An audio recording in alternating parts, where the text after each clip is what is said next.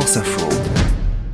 Charlie Caillou est avec nous pour répondre à vos questions de logement dans le 6-10 de France Info. Bonjour Charlie. Bonjour Hercine. Conseiller juridique de particulier à particulier, le site pap.fr. On s'adresse aujourd'hui aux propriétaires qui manqueraient d'argent, de trésorerie comme on dit en langage comptable, pour financer un projet personnel. Voici peut-être une solution, le prêt hypothécaire. En quoi ça consiste ? Alors le prêt hypothécaire, c'est un crédit accordé par une banque pour financer l'acquisition d'un bien immobilier, c'est l'usage le plus fréquent, mais aussi pour financer des travaux, un voyage, les études de vos enfants.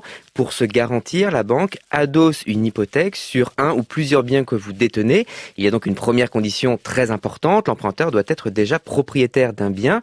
Comme vous le disiez, le prêt hypothécaire concerne des propriétaires qui, pour une raison ou pour une autre, ont besoin de trésorerie. Si l'emprunteur ne rembourse pas le crédit, là évidemment la banque pourra faire vendre le bien pour se payer. Alors concrètement, je suis propriétaire d'un logement d'une valeur, mettons, de 200 000 euros. Je vais pouvoir hypothéquer ce logement pour obtenir un prêt, c'est ça ? Tout en continuant à occuper ce logement, tout à fait.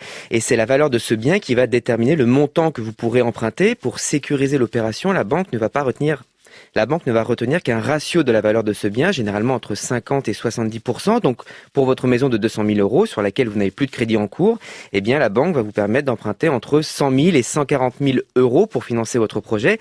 Bien sûr, je le répète, ça reste un prêt. Donc, si vous ne remboursez pas, eh bien, elle activera l'hypothèque pour se payer. Charlie, quel est l'intérêt d'avoir recours à ce système alors que si je prends un crédit immobilier classique pour acheter un second logement, eh bien, la banque prendra une hypothèque, mais sur le bien que je vais acheter. Donc, ma première propriété ne sera pas gagée. Justement, le prêt hypothécaire peut rendre service à des gens qui ont du patrimoine immobilier mais qui n'ont pas facilement accès au crédit. On peut penser aux seniors, ils sont généralement déjà propriétaires, ne remboursent plus d'emprunt, mais peuvent avoir besoin de faire une acquisition supplémentaire comme une raison secondaire ou un investissement locatif.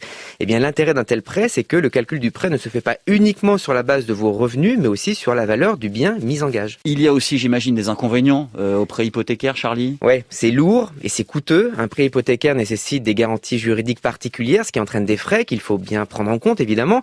Tout d'abord, l'intervention d'un notaire est impérative. Il va donc falloir le rémunérer. Et puis ensuite, il faut prévoir la taxe de publicité foncière, les frais annexes. Si on prend notre exemple de 100 000 euros, d'un prêt à 100 000 euros pour un achat dans l'ancien, ça représente environ 1 500 euros de frais. Donc, nécessité là aussi d'anticiper et de vous réécouter, Charlie Caillou, sur franceinfo.fr et l'appli Radio France.